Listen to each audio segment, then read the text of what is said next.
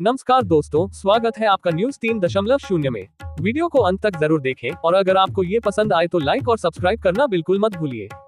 दोस्तों, वोट चोरी के मुद्दे पर पीएम मोदी इस कदर घिरे हुए हैं कि उन्हें अब कोई रास्ता नजर नहीं आ रहा है। यही वजह है कि उन्होंने अब इंडिया गठबंधन के नेताओं को मैनेज करना शुरू कर दिया है। क्या है पूरी खबर, समझेंगे। दरअसल मोदी को कुर्सी जाने का खौफ सता रहा है। इसकी वजह है वोट चोरी का मुद्दा। नरेंद्र मोदी को यह लगता है कि बिहार की जनता अगर वोट चोरी का मुद्दा समझ गई और उसके दिमाग में ये बात घर कर गई तो ऐसा ना हो कि बिहार हम हार जाए। और अगर मान लीजिए ऐसा हो गया और ऐसे में अगर नीतीश कुमार ने प्रधानमंत्री मोदी की सरकार से हाथ पीछे खींच लिए तो केंद्र की सरकार भी गिर सकती है। ऐसे में प्रधानमंत्री मोदी ने चाल चलनी शुरू की है और वो इंडिया गठबंधन के सांसदों को इकट्ठा करने में जुटे हुए हैं और इसकी शुरुआत उन्होंने निर्दलीय सांसद पप्पू यादव से की है। आप जानते होंगे कि पूर्णिया जब प्रधानमंत्री मोदी पहुंचे थे उस दौरान उन्होंने पप्पू यादव से मंच पर मुलाकात की और कुछ देर बातें की। पप्पू यादव के साथ बातचीत में मोदी जी खूब ठहाके लगाकर हंस भी रहे थे, जिसके बाद से गोदी मीडिया ये खबर चलाने लगा कि क्या निर्दलीय सांसद पप्पू यादव अब महागठबंधन का दामन छोड़कर एनडीए में शामिल हो सकते हैं, क्योंकि ये वही पप्पू यादव हैं जो वोट चोरी के मुद्दे को लेकर के लगातार बिहार में जनता को संबोधित कर रहे थे। राहुल और तेजस्वी की जब बिहार में वोटर अधिकार यात्रा चल रही थी, इस यात्रा में वोट चोरी का मुद्दा उठाया जा रहा था, उस दौरान भी इन दोनों ही नेताओं के साथ पप्पू यादव कंधे से कंधा मिलाकर न सिर्फ चल रहे थे बल्कि दोनों नेताओं को सपोर्ट भी कर रहे थे। पप्पू यादव ने तेजस्वी को बिहार का अपकमिंग सीएम तक बता दिया था। तो ऐसे में ये होने लगा कि क्यों ना पप्पू यादव को मंच पर बुलाकर ऐसा नैरेटिव सेट कर दिया जाए। इसके पीछे की कहानी ये भी है कि क्योंकि पूर्णिया से पप्पू यादव सांसद हैं और ये जो कार्यक्रम था वो सरकारी कार्यक्रम था, ऐसे में पप्पू यादव की मौजूदगी समझ में आती है।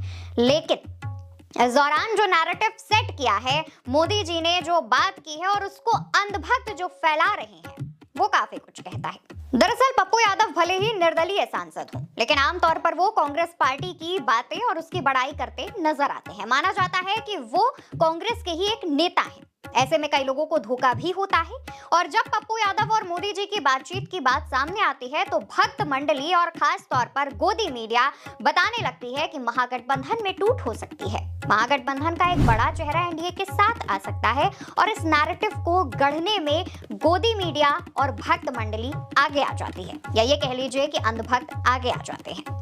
फिलहाल मोदी जब पूर्णिया पहुंचे थे तब पप्पू यादव और उनकी बातचीत के जिस वीडियो का हमने जिक्र किया था उस वीडियो को लेकर ये नैरेटिव खुद पप्पू यादव ने ही ढेर कर दिया है। पप्पू यादव ने साफ साफ कह दिया, प्रधानमंत्री विकास की बात करते हैं तो मैं उनके साथ हूं, लेकिन मैं राजनीति के लिए उनके साथ नहीं हूं। मैं विकास के लिए प्रधानमंत्री के साथ खड़ा था। जब राजनीतिक भाषण शुरू हुआ तो मैं मंच से नीचे उतर आया। देखिए, साफ शब्दों में पप्पू यादव ने यहाँ पर समझा दिया है कि जब यहाँ पर जो तमाम चीजें, राजनीतिक कार्यक्रम जब शुरू हुआ तब मैं मंच से उतर आया। पप्पू यादव इस बातचीत को लेकर ये भी बताते हैं कि उनकी ये जो बातचीत है वो सीमांचल में विकास को लेकर हो रही थी।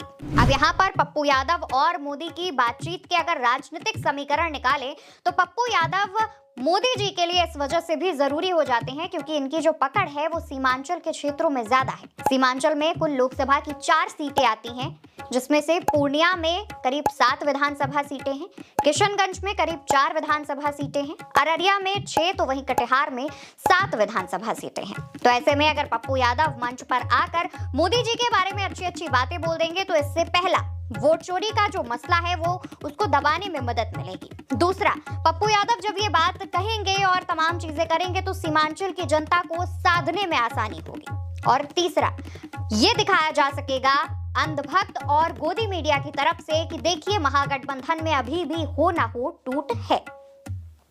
यानी कि एक तीर से कई निशाने चलने की फिराक में थे प्रधानमंत्री नरेंद्र मोदी और इसका सबसे बड़ा कारण उनकी कुर्सी था। कुर्सी जाने का डर इस कदर हावी है कि मोदी जी अब कुछ भी कर गुजरने के लिए राजी हो गए हैं और वो कुछ भी कर गुजर सकते हैं। ऐसा ना सिर्फ उनकी बातों से बल्कि उनके एक्शंस से भी पता चलता है।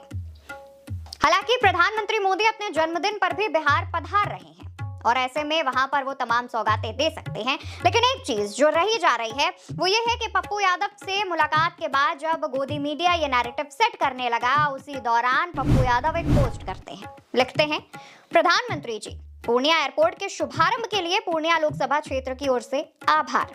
लेकिन मखाना किसानों का दर्द हमारे लीडर राहुल गांधी ही सिर्फ समझते हैं। आप और आपकी सरकार मखाना किसानों को सिर्फ दर्द देना जानती है। पप्पू यादव ने यहाँ पर मोदी के सारे नैरेटिव को अपने एक ही पोस्ट से फेल कर दिया और बता दिया कि आप भले ही हमारे साथ मंच पर बैठकर हंस ले, मुस्कुरा रहे, बात कर ले और आपकी गोदी मीडिया इसको नैरेटिव बना ले, लेकिन हम अपने नेता के प्रति वफादार और ईमानदार हैं। पप्पू यादव का ये पोस्ट, पप्पू यादव का ये बयान ये बताने के लिए काफी है कि कैसे प्रधानमंत्री मोदी के जो नैरेटिव थे वो फेल हो चुके हैं और मोदी किस नैरेटिव को लेकर मंच पर किसी भी विपक्ष के नेता को नहीं बुलाते बल्कि पप्पू यादव को बुलाते हैं। फिलहाल इस पूरी खबर को लेकर आपकी क्या राय है आप कमेंट सेक्शन में बताइएगा और